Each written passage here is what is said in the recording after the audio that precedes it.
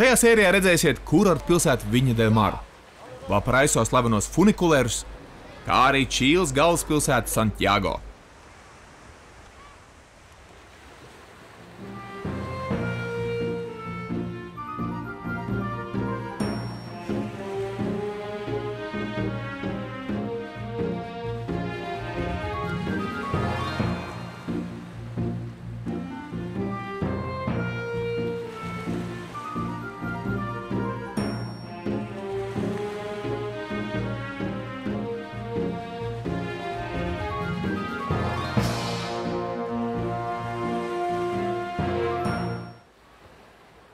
Pavadījusi ceļā no Talkavano uz Valparaiso 3 dienas, jahta Milde sasniedza Čīles lielāko ostas pilsētu.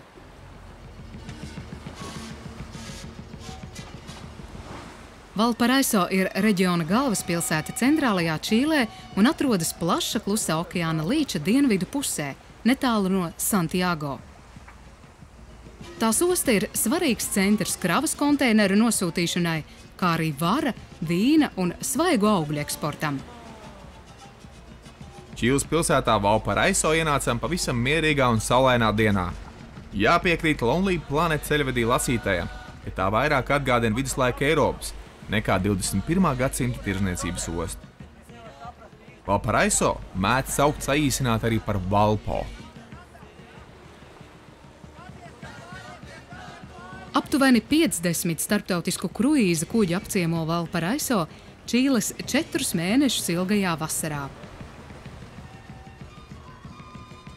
Līdztekus ostas dzīves intensitātei pieaug pilsētas kultūras aktivitāšu mērogi, un 2003. gadā Čīles kongress pasludināja Valparaiso par valsts kultūras galvaspilsētu un nācijas jaunās kultūras ministrijas mājām.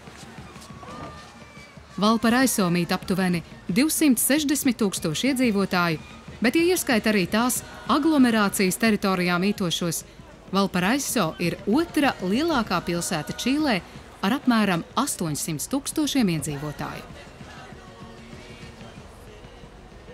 Valparaiso ir pasludināta par pasaules mantojuma vietu tās vēsturiskā nozīmīguma, dabas skaistuma un neatkārtojamās arhitektūras dēļ. Pēc neatkarības deklarēšanas 1810. gadā, tās faktiskās iznīcināšanas 8 gadus vēlāk un uzvaras pār Peru un Bolīviju Klusā okeāna karā gadsimta 2. pusē, kad Čīle ieguva tās tagadējās ziemeļu zemes, tās vēsture bijusi salīdzinoši mierīga. Ja neskaita gandrīz 2 dekādas ilgušo Pinočeta diktatūru, tajā bijusi samērā maz apvērsumu un patvaļīgu valdību, kādu netrūcis citās šī kontinenta valstīs.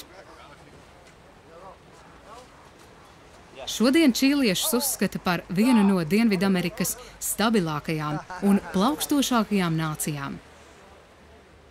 Ja pēc 1973. gada militāra apvērsuma 100,000 pameta valsti politisku iemeslu dēļ, tagad situācija ir mainījusies, un vienīgā ievērojamā migrācija, kas notiek, ir valsts lauku apvidu iedzīvotāju pārcelšanās uz centrālās Čīles industriālajiem centriem.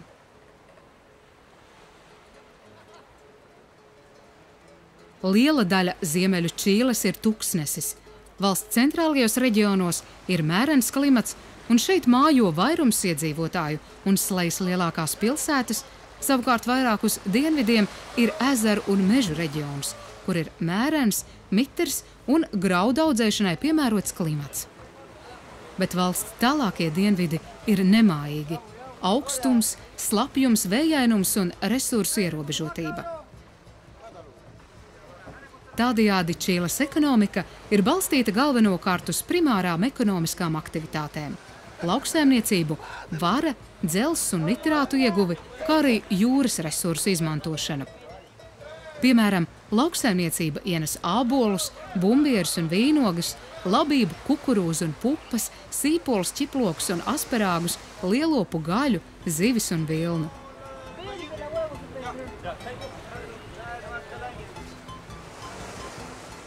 Parasti zvejnieki jūrā brauc vienā laivā pa 2. Kad ap 9 laivas nāk malā, tā sagaida krasta vīri un draudzīgi palīdz izvilkt jūras silas smiltīs. Pēc tam zivis tiek sašķirotas un ātri vien izpirktas. Turpat krastā ir betona leti, kur tās prasmīgi iztīra, izgriež filējas vai vienkārši sagatavo tālākajai lietošanai. Ar interesi pavērojam, kā jārīkojas, lai pilnveidot tīrīšanas meistarību, jo cerējām okeānā tās saķert pietiekamā daudzumā. Zivju ķides tiek izsniegts pelikāniem, kurus tās jau nepacietīgi gaida. Kādās sestdienas rītā aizgājām uz vietējo zivju tirdziņu, mazā ciematā Igorijā, kas atrodas aptuveni 30 km no Valparaiso. Kā jau katru rītu krastā notika improvizēta tirdzniecība. Stundas laikā viss bija beidzies.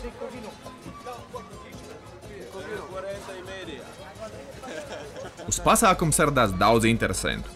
Sākot ar pelikāniem, suņiem, kaķiem un beidzot ar vietējo zivju restorānu pavāriem, turistiem, mājas mātēm un vienkārši ziņkārīgiem kā mēs.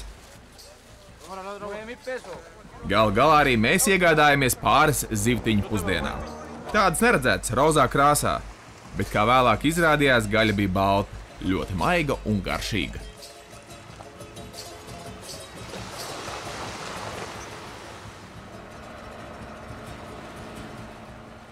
Valparaiso saukta gan par Klusā okeāna pērli, gan okeāna sirdspuķīti, gan pilsētu, kas iet uz paradīzi, no spāņu Valparaiso.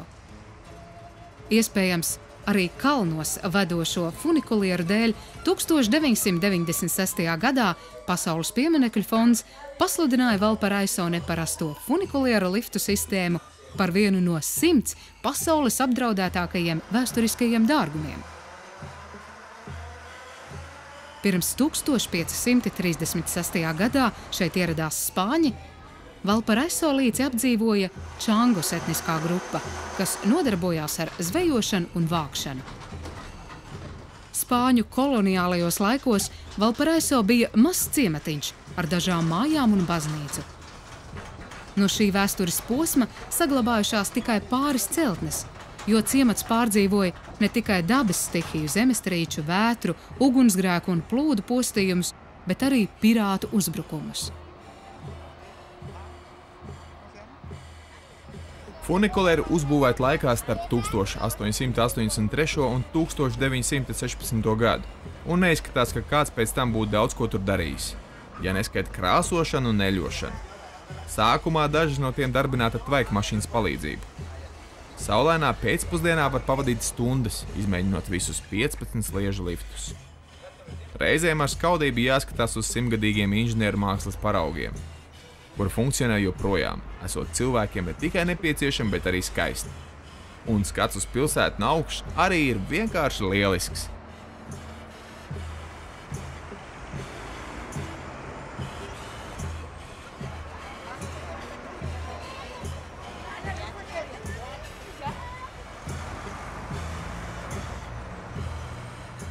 Pēc Čīles neatkarības iegūšanas Valparaiso kļuva par galveno dzimstošās Čīles kara flotes ostu.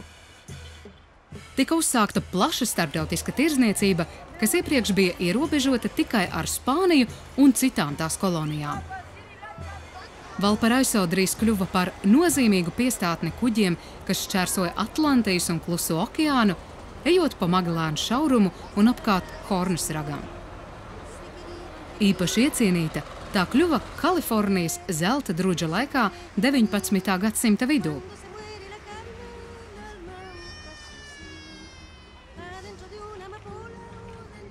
Tā gluži kā magnēts pievilka eiropiešu imigrantus, un jūrnieki tai deva otru nosaukumu Mazā San Francisco. Panamas kanāla atvēršana gan mazināja kuģu satiksmi un pilsētas uzplaukumu, taču no kādreizējā Valparaiso zelta laikmeta ir saglabājušies tādi piemēri kā Latviņamerikā vecākā birža, Čīles pirmā publiskā bibliotēka, kā arī kontinenta pirmais brīvprātīgo ugunsdzēsēju departaments.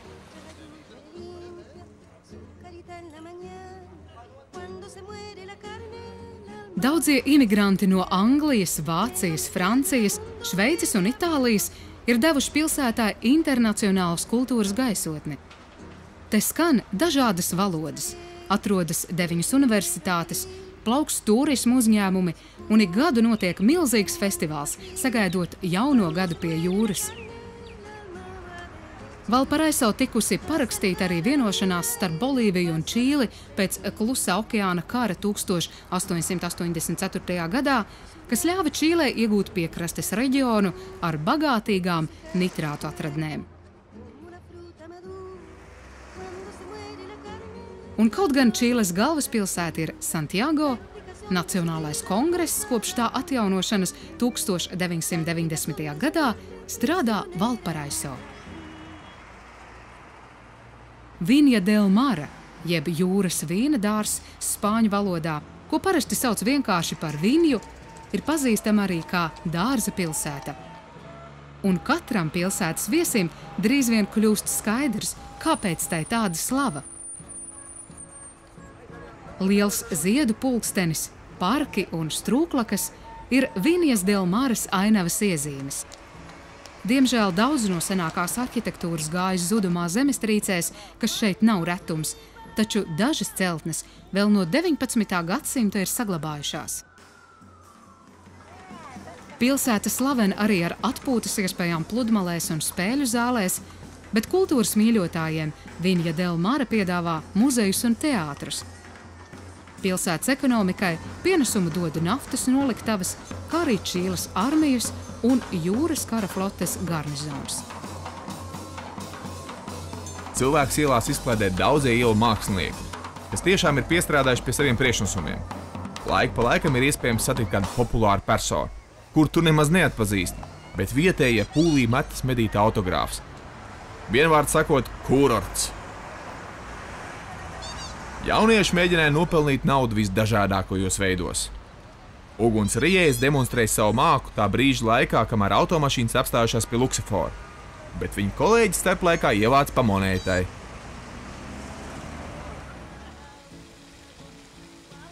Nevajadzētu domāt, ka uzstāšanās uz ielas ir pazemojoša. Ielu mākslinieki ir cienīgi un viņu priekšnesumi tiek bagātīgi atalgoti. Raksturīgi, ka skatītāji pūlī nevarējām pamanīt turistus. Lielākā daļa bija vietējie, kas labsirdīgi un ar sajūsmu vēroja savu tautiešu sniegumu. Turpinājumā redzēsiet Čīles galvaspilsēta Santiago un vīnogu laukus, kā top jahtas jaunā platforma un ierodas jauns Mildes komandas loceklis. Sveiks, Māri! Sveiks, sveiks!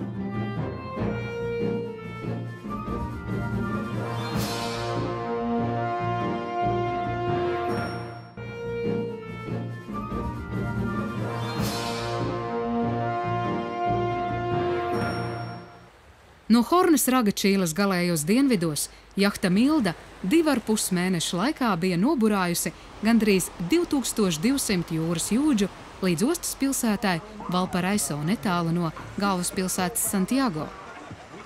Jahta Milda bija noenkurojusies Viña del Maras pilsētiņā netālu no Valparaiso. Kad 1915. gada 25. novembrī pasaulē nāca Augusto Pinochets Ugarte, neviens nevarēja iedomāties, ka pēc 91 gada Santiago ielās izies cilvēku pūļi, lai svinētu viņa nāvi. Ilgus gadus gan ārzemju, gan Čīles tiesas izvirzīja apsūdzības pret šo cilvēku par smagiem cilvēktiesību pārkāpumiem, proti pēc asiņaina militāra apvērsuma, ko atbalstīja ASV, 1973. gada 11. septembrī gāja bojā un pazuda vairāk nekā 3200 cilvēku, bet vēl tūkstoši tika spīdzināti un izsūtīti no valsts. Pašu čīliešu vidū nav vienprātības nec par ģenerāļa Pinocheta ekonomisko politiku, nec viņa personību.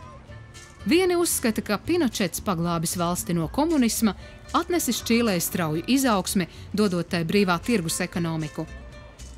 Citi iebilsta, ka, piemēram, Čīles sociālās apdrošināšanas sistēmas privatizācija nav bijusi taisnīga un ir jāmaina.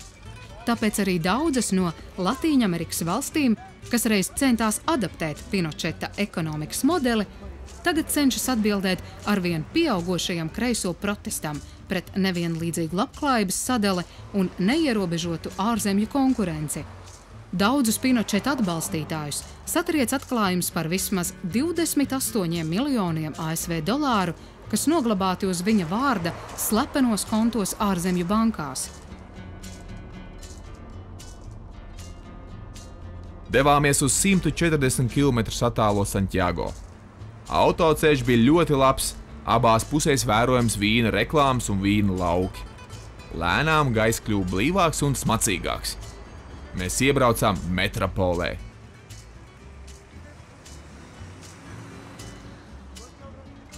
Santiago atrodas valsts centrālajā, longitudinālajā ielajā, Mapočo upes krastā, aptuveni 520 metru augstumā. Tajā mīt vairāk nekā 4,5 miljonu iedzīvotāji, tas ir aptuveni 85 cilvēku uz 1 hektāru. Ja ieskaita aglomerācijas teritoriju, tā ir viena no Latīņamerikas lielākajām pilsētām, un arvien vairāk imigrantu no citām šī kontinenta valstīm ierodas Santiago tās ekonomiskā uzplaukuma vilināti. Pirmais iespējas par Čīles galvaspilsētu - tā ir liela un skaista. Kaut gan ne tik kontrastiem bagāta kā Rio de Janeiro.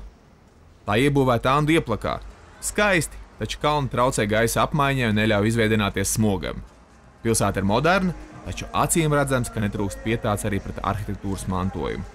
Daudz vietu acis priecē labi uzturētie koloniālā laika nami. Šī Santiago iezīme kardināli atšķīrās no Brazīlijā novērotā.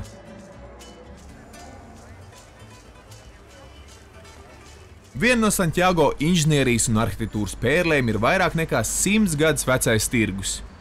Mūsdienās tur pārāk daudz netirgojās, jo viss ir aizņemts ar restorāniem. Mildas komanda savas Santiago ekskursijas laikā tur ieturēja pusdienas.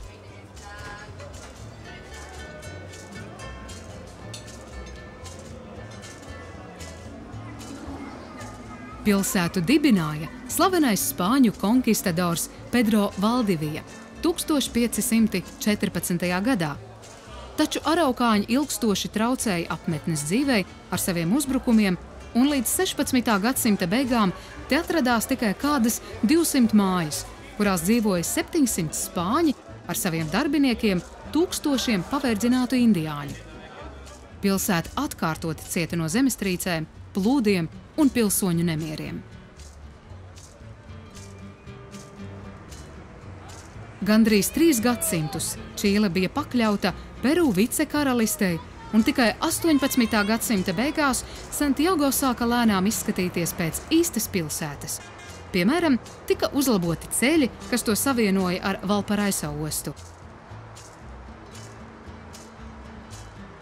Apmeklējām vīnu darītavu Concha Toro, kas tulkojumā no spāņu valodas nozīmē gliemežvāks un būlis.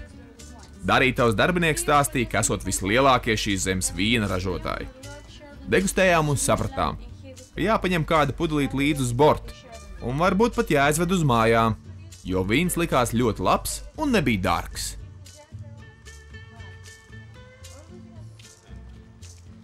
Čīlē ir gara vīna darīšanas vēsture. Sākot jau ar konkistadoriem, kas 16. gadsimtā atved vīnogulājus un iestādītos šeit. Savukārt misionāri iemācīja Čīles pirmīdzīvotājus baudīt vīna kultūru. Čīles vīni pakāpeniski ieguva vajadzīgo kvalitāti. 20. gadsimta sākums Čīlē nozīmē nošķiršanos no pārējās pasaules. 2 pasaules kari un valsts protekcionisms gandrīz 50 gadus turēja to izolācijā, kavējot tehnoloģiju attīstību. Tad zemes agrārā reforma turpināja apturēt Čīli no iesaistīšanās vīna tirdzniecībā. Situācija mainījās 80. kad laikam jau ar Pinocheta svētību notika valsts ekonomiskā atvēršanās un vīna industrija varēja atspērties. Eksports auga strauji un arī vīna kvalitāte tika uzlabota. No 1995. gada vīna darītavu skaits ir pieaudzis no 12 līdz vairāk nekā 70.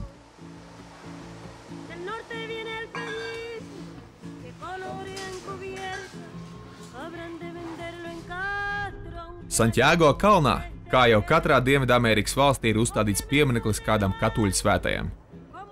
Čīlieši bija oriģināli un kalna augšā novieto arī zooloģisko dārzu, kas priecēja gan bērnus, gan turistus. Man gan vairāk piesaistīja skats uz pilsētu, kas pavērās no kalna augšā. Santiago bijām arī jaukā amatniecības tirdziņā, kur meistari strādāja uz vietas. Apmeklēta acu priekšā un pircēji netrūka. Darbi bija vienkārši un izcēlās ar savu seriālismu.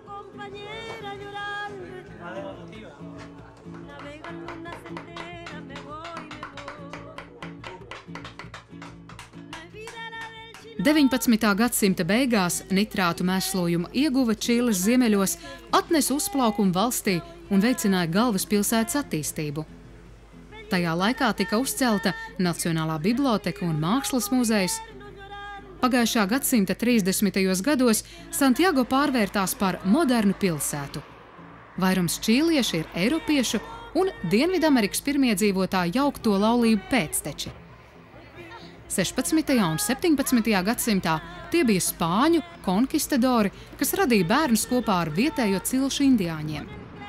Tad 18. gadsimtā Čīlē ieradās basku ģimenes, kas deva jaunu impulsu šīs zemes ekonomikai un pievienojās senajai kastīliešu aristokrātijai, kļūdami par politisko eliti, kas joprojām dominē valstī.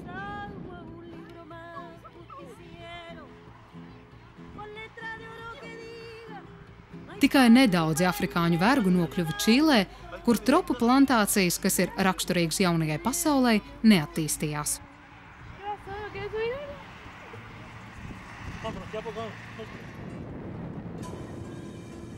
Pēc tam, kad 19. gadsimta sākumā Čīle iznīcināja neatkarību, angļu, itāļu un franču tirgotāji palīdzēja augt valsts ekonomiskajai elitei. Tāpat arī tika iedrošināti vācieši un šveicieši kolonizēt ezeru apgabalu. Tomēr gadsimta beigās tautu skaitīšana parādīja, ka ārzemnieki veido labija nedaudz vairāk par 1% Čīles iedzīvotāju. Gadsimtu mijā skaitļi mainījās. Čīlē ieradās Austrumeiropas ebreji, kristieši no Sīrijas, palestīnieši, kas bēga no Otomaņu impērijas un citi. Iedzīvotājiem ir spēcīga kultūras identitāte. Iespējams, to ietekmējusi spāņu valodas gandrīz pilnīgā vienvaldība, kā arī Romas katoļu reliģija un relatīva izolācija no citām Dienvidamerikas valstīm.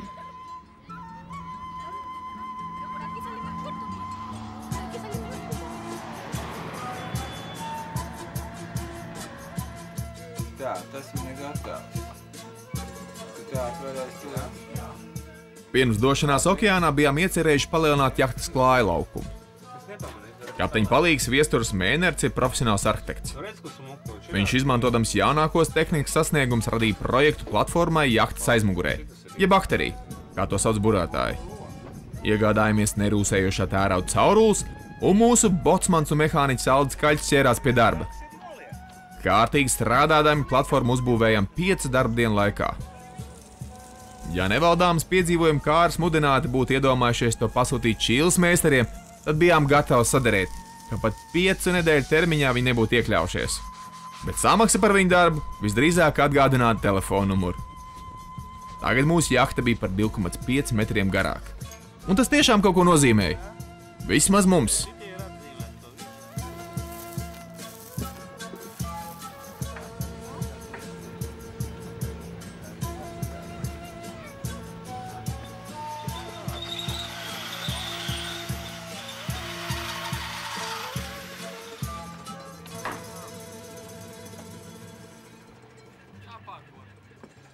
Un šeit jūs redzat ievērojumu brīdi.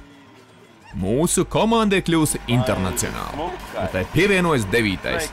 jaunākais komandas biedrs no Paragvajas. Sveiks, sveiks!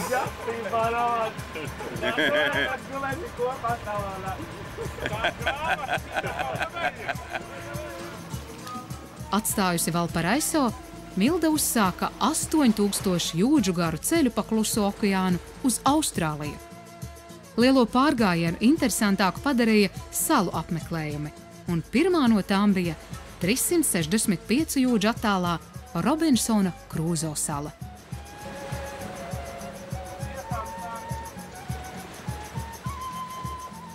Nākamajā sērijā redzēsiet slaveno Robinsona Krūzo salu. kā arī iepazīsieties ar mūsdienu dārgumu meklētāju. Tiene 15, oye,